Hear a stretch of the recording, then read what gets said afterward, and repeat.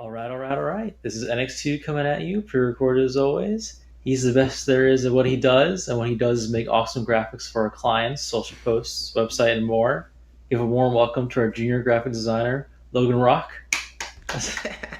I have to admit, for every person, I do research on their backgrounds, not like background checks. Don't believe whatever Sarah tells you. And I do Yeah. it to sort of figure out what will be the best thing to talk about.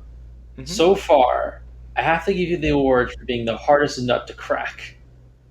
You have the shortest bio on the website, and I'm only 70% sure that the LinkedIn profile I found is actually yours. If this hmm sounds like a roast, that's because it is. I say this also because if I say something about you that isn't true, please hmm tell me and then take responsibility because I'm blaming you. okay. Okay, so like, while you've done internships at like Wilkes marketing department, NEPA, Philharmonic, did I say that Philharmonic? right? Yeah. Philharmonic. All right. hmm Okay. And the Osterhout Library. Did I say that one right? Yeah, I would say yes that you did, but some people have argued with me that it's pronounced Really? Oosterhout. Oh. I don't buy that. Okay. Well, To that's me, it's fine. always going to be Osterhout. So. Osterhouse. Okay. That's like those three places. They all kind of feel like they have a theme from like the outside point of view that they're all about taking care of like the place they live in, like the town and the Mhm. community. Was that like a coincidence for you, or do you find yourself drawn to places like that? Yeah, I guess it was sort of a coincidence, really. At the time, when I was like looking for internships, I was kind of just freaked out that I wasn't gonna get one. So, I feel that. yeah, so I was just looking, and that's kind of what came my way. Coming to X2 is definitely a step down a different path then, being that hmm we're a marketing company with like a few nonprofit organizations that we represent, but we mostly represent law firms on like their marketing stuff and their social media sites and web pages. Is there any reason to make that change outside of wanting something different? Or was it not even Ye- like a conscious decision? Yeah, so it was, when I was kind of looking at where I wanted to end up and what I wanted to do, I definitely recognized that social media was something that was very important. And what I was doing prior was none of that. So, Yeah. just kind of seeing the writing on the wall, and like I saw when NX was hiring, I was like, oh, this would be like a great opportunity. So I really tried to like jump on it. But no, yeah, it was really just like the type of work that I saw NX was doing was what drew me. Since it also appears in the LinkedIn profile of yours that piqued my interest, I'm sorry. Since it appears, since well, speaking of flubbing words just now, since it appears that the LinkedIn profile is really yours, I hmm have to say there was something on your resume that kind of really piqued my interest. I hmm am like an amateur author with hopes that I can be a professional one day, and it says that you design book covers. Yeah. Point. How So did you start so with that?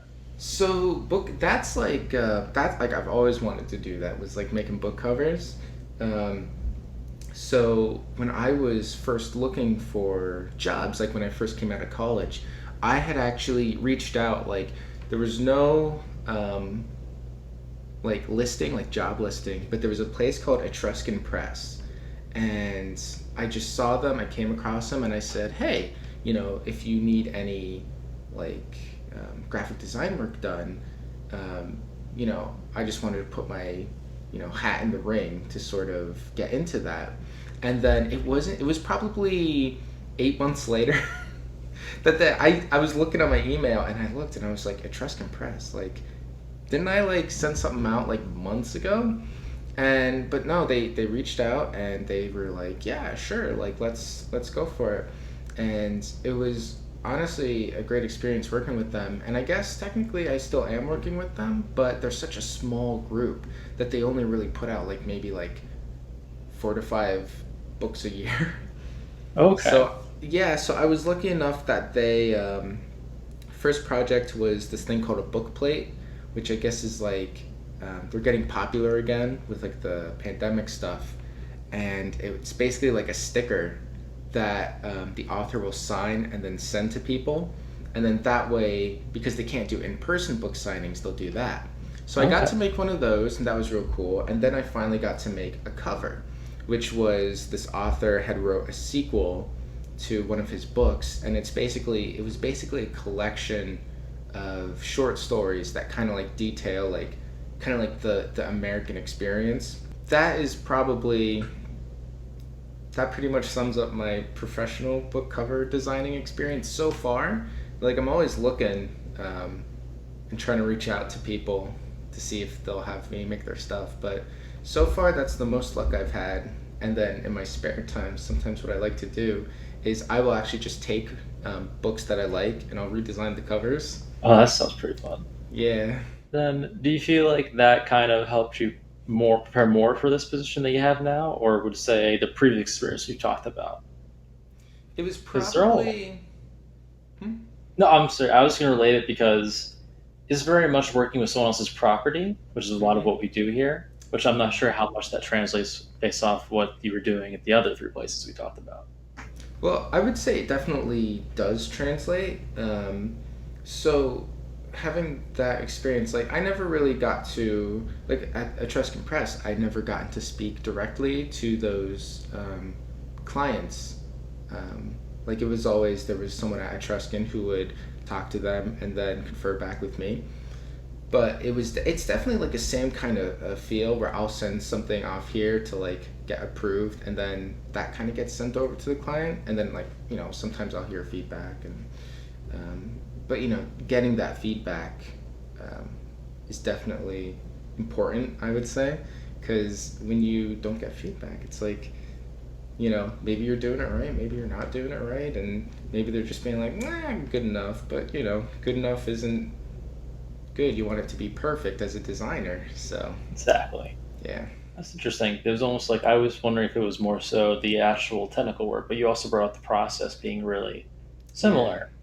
And that's kind of like the process is a very important part because if you get kind of stuck in the weeds, it can really drag out the whatever project you're doing. And then the longer a project takes, I found in my experience, I have a harder time getting invested into it. Sometimes needing to start over just to get it right, just the perfect whatever it is the client's going for. Just sometimes it's different for everyone else. It'd be hard to yeah. put down a set description for everything. I was really interested in that one because as an author, I've always tried to I've tried to make my own book covers. Doesn't go that well. As someone who's not an artist in any way, they look Listen, pretty honestly, awful. if you need help with like book covers, I'm totally down.